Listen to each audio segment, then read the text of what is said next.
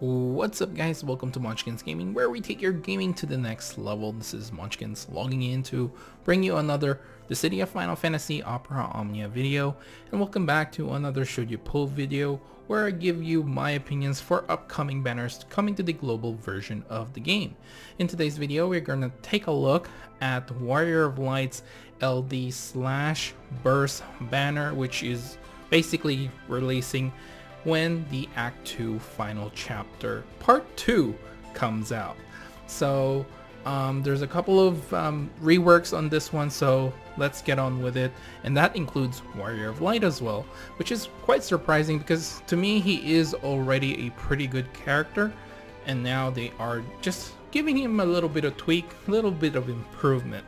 So let's take a look at Shining Shield first. So the only thing that I can really tell which they improved on this was, one is they gave it a gain brave overflow of 120% of his max brave, as well as increasing the duration of the shield. As far as I'm aware, those are the two main things that have changed with Shining Shield, and with his HP attack plus can now have a gain brave overflow of 120%, as well as a increase in 150% of stolen brave.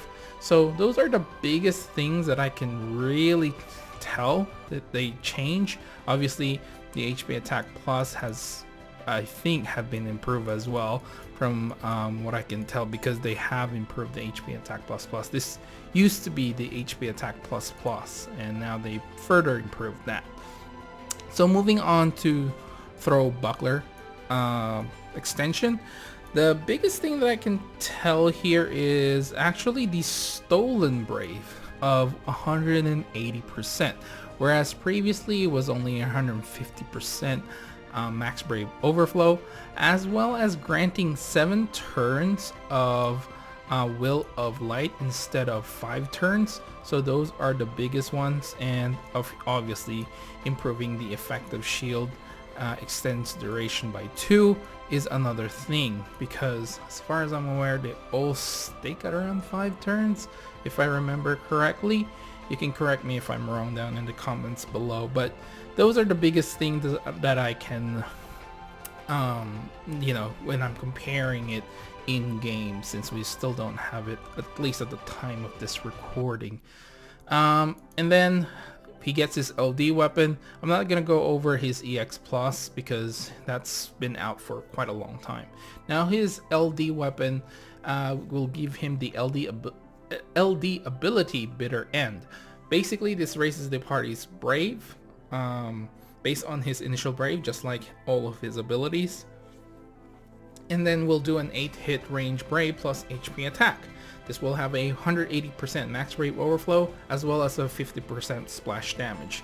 The great thing about this is he actually provokes all the targets, which was a big thing for Warrior of Light, because he had to manually provoke one at a time. So having an AoE provoke is really great, and I'm hoping Zach gets something along those lines, so he doesn't rely too much on his EX plus, but that EX ability, but that's beside the point.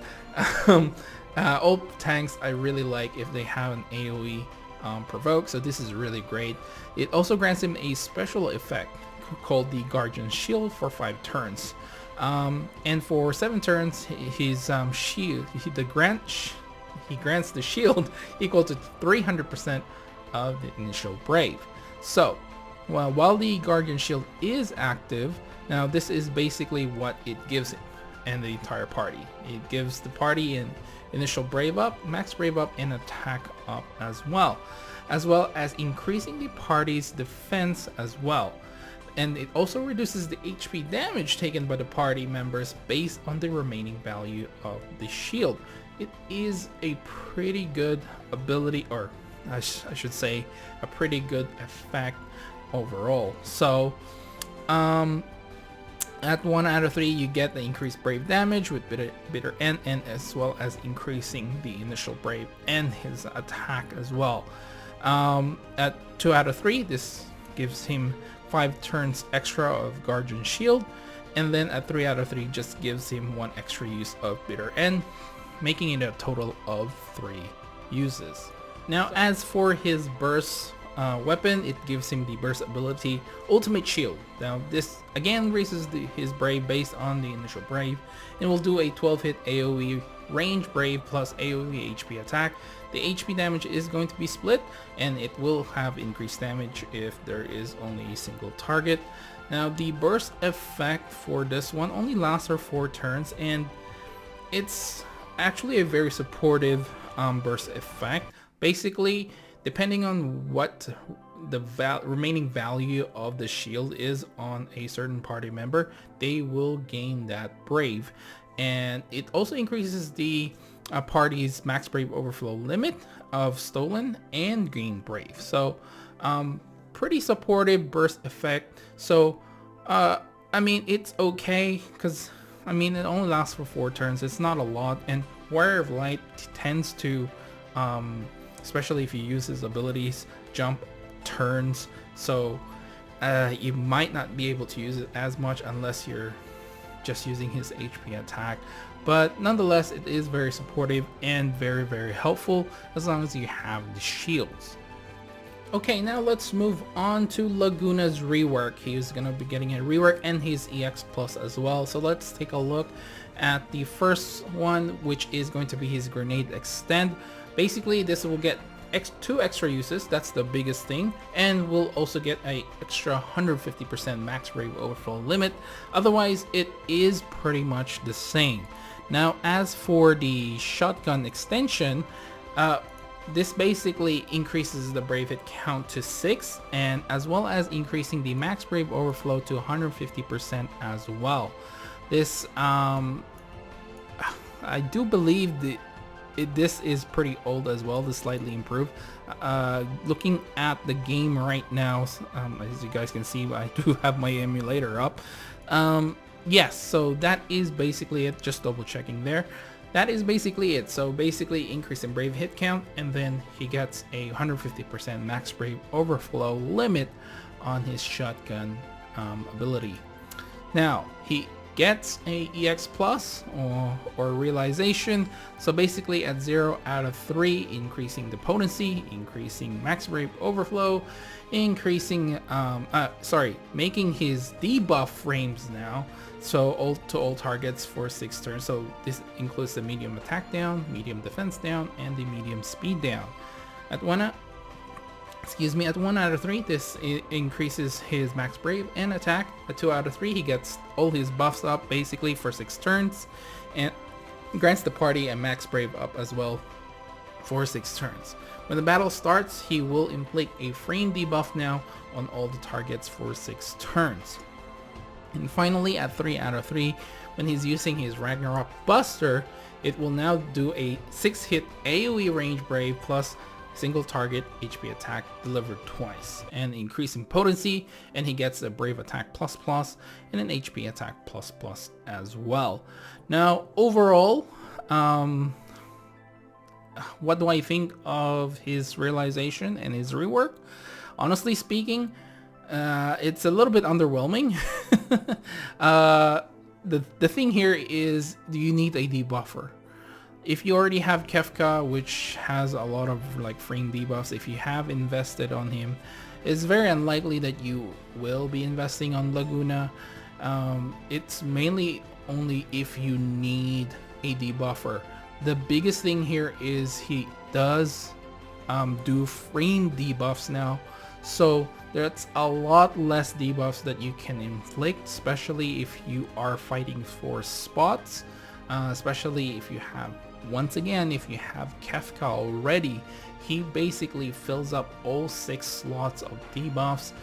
If you have Amethyst Lion, the same thing, has a lot of frame debuffs.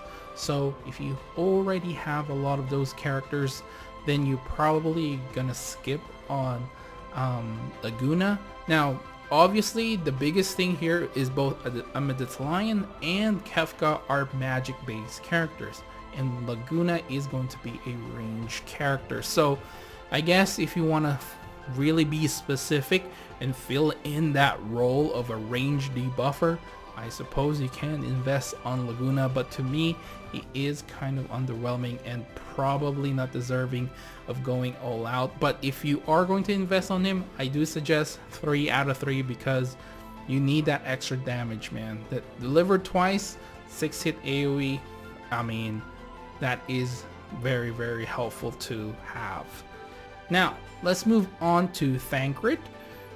I'm gonna go and on my game as well and move to Thancred just to make sure I am telling you guys the right information. Where is he? There he is. I haven't touched Thancred ever. Really, I think only during his last chapter, or not even his last chapter, when his event first came out, and I do believe he came out with his EX a lot earlier, and he was one of the highest single target damaging characters in global for a little while. But in any case, let's take a look at his rework. First of all, you get Juggulating Wasp extension. Now this basically increases the brave hit count to 6, which is new, and this now delivers 180% max brave overflow limit as well. And I do believe more to targets afflicted. Okay, so that is old. That is old. So the new ones are basically increasing brave hit count and increasing in the max brave overflow, and it now triggers an HP attack after use. You don't have to have 80% of his max brave before he delivers an HP attack. No, you don't need that anymore. The other thing is for his brave attacks, the poison. I do believe it still stays the same. I think that it just gets a increase in potency. If I'm correct. No, actually that is old as well. So nothing really there. The attack up though, the improved attack up, I think the increased duration is new. It's not in the game when I'm looking at it right now. So that is new. So you get an increase in duration. I could be wrong. I haven't used Thancred in forever. So if you know exactly how he works, you can correct me down in the comments below once again.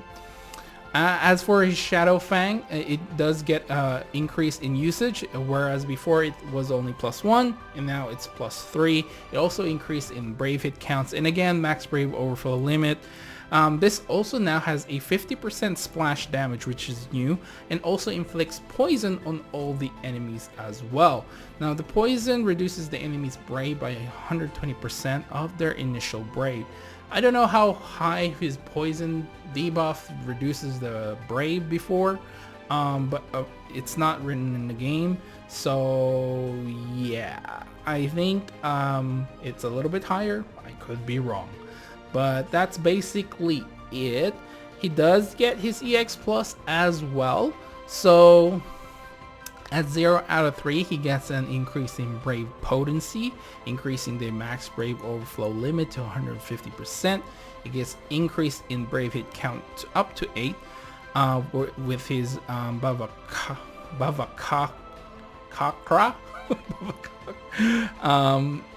Oh man, that is very hard to pronounce. Anyway, his EX Plus ability increases the hate. So at 1 out of 3, this also increases the max brave and attack, and when the quest starts he gets his attack up and max brave up for 8 turns, and he also doesn't consume any ability usage for his first turn, which is really nice. Now at 3 out of 3, the normal Bavakakra basically is going to be a 4-hit magic brave plus HP attack, which is delivered twice. Increasing in potency, it does raise his brave by 50% of the HP damage dealt after the first HP attack. Will have a 180% max brave overflow and will deal a 20% splash damage to non-targets. Now the plus version is more hits, basically doubling the brave hits, so 8-hit magic brave plus HP attack delivered twice. You again have an increased potency and will still raise his brave by 50% after the first initial HP attack. and the max brave overflow going up to 230%. And unfortunately, the total the splash damage is still going to be 20%. I really would have liked it if it was 50, but 230% max brave overflow is really high. So he also gets a brave attack plus, and more importantly, the brave attack plus Ninki is now going to be a 3-hit melee brave attack, as well as greatly increasing the brave damage dealt to targets who are inflicted with poison and intense poison. This will consume 3 Ninki, so that's the little special effect he has, and it will inflict poison for 4 turns. This will have no delay, action delay, and will not increase the turn count as well. However, it's still decreasing the friend and summon action count. And for the next turn, basically, he won't consume an ability use. So that is the biggest thing here with the Ninki. I mean, brave attack plus Ninki. And again, another important part of this is his HP attack plus, which is going to be 3-hit melee brave plus HP attack, and greatly increasing the brave damage dealt. This will have with when targets are afflicted with poison or intense poison, and the brave stolen overflow will be 120%, and also inflicting 6 turns of poison debuff. So overall, a very nice rework, which I think he really needed. I mean, when level 60 came out, level 70 came out, is just nothing. He had nothing. Even though he was part of, like, I do believe he was part of like the Awakening batch, but he did not get anything. So overall, he is going to be a very potent single target damage character. So he goes back to the days, his glory days, basically, doing a lot of damage on single target, basically. So if you are looking for a damage dealer who is kind of a mix, he is both melee and magic attacker. So if we actually look into his command abilities, he's one of those things that who's funny because he's got melee attacks for both his abilities, but then his EX is magic based. So think of someone like Golbez. He is something along those lines. So he's a bit of a mixed bag of melee and magic attack, which can be both advantageous and disadvantageous at times. But that is basically what Thancred is. So overall, I think he's a pretty good character to pick up in terms of if you need a single target damage dealing character. But if you already have a lot of DPS characters, I think this is probably going to be a skip for you. Overall, I think a lot of the characters right now have better splash damage, and obviously having multiple bosses at the time now is something that we have to worry about moving on in the future. Obviously there are still some cases where there's only a single boss, so he will be pretty effective on that one. Especially I do believe on this particular Lafinia stage, it's going to be a single target boss. So yeah, overall he's pretty good single target. Once again, I think I'm just repeating myself over and over with that one. But yeah, that's pretty much it for that one. I guess the last thing is, should you pull? Honestly speaking, once again, we can take a look at our timeline. So just so you guys can see, we are at this timeline here in November, the first week. And we got, again, 8 Kurosame is nearing, so a lot of people are probably saving up for that. And then we also got VV's LD, right? So I did a couple of pulls there, as you might have you know, if you watch my previous video, it's all in there. I talk about what my pulls are. But overall, you know, we still have Vivi's LD. Now we got Warrior of Light's LD and Burst. Is he gonna be worth it? Honestly speaking, because Gladio is right around the corner, a lot of people are probably gonna skip Warrior of Light.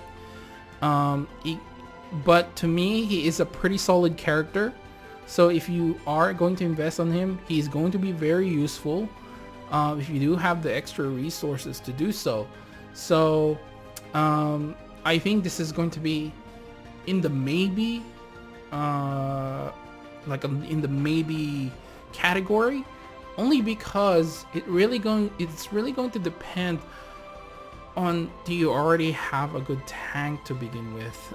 If you have Bosch already, I mean, Bosch already sort of fills in that role where he takes on the HP attacks for everyone else, plus he also heals himself up back up to 50% of his HP every time he goes below his 50% of his HP, as long as you have his LD buff up. So yeah, you know, if you already have Bosch, he sort of fills in that Warrior of Light role.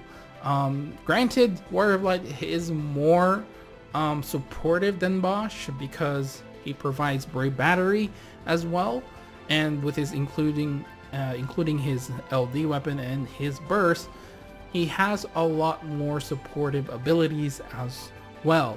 So whereas Bosch tends to just protect everyone and does minimal damage. So it's really going to depend if you already have Bosch, I think, and if you're willing to wait for Gladio as well, which is one of the most anticipated characters, then you probably are going to skip Warrior of Light.